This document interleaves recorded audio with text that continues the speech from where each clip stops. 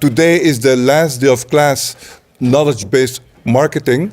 I'm curious what students are going to tell us and share with us what they have learned in this exciting semester. Success, thanks.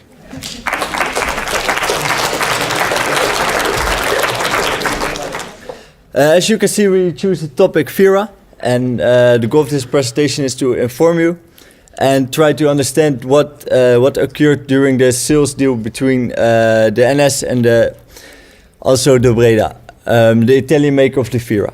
I will talk about the first fill of Fyra. It's budgeting the track. They started to build a high-speed lane in 2000, and it was finished in 2006. The costs were estimated at 1.9 billion, but the actual costs were 7 billion. So the difference is 5.1 billion euro. Well, fill number 2 is making a realistic offer.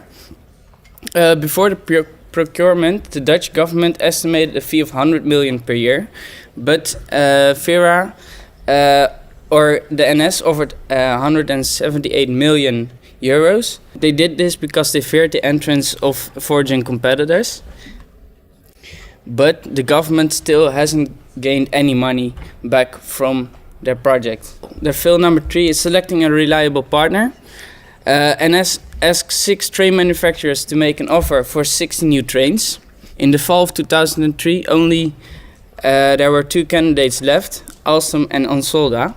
The NS wanted to have a cheap train, which could reach the speed of 220 kilometers an hour.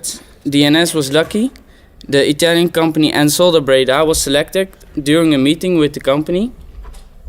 They made an adjustment to their existing offer.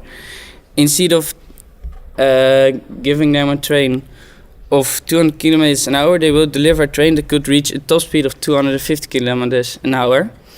And it would only cost 300,000 euros more per train. The contract lacked any articles with consequences for late delivery.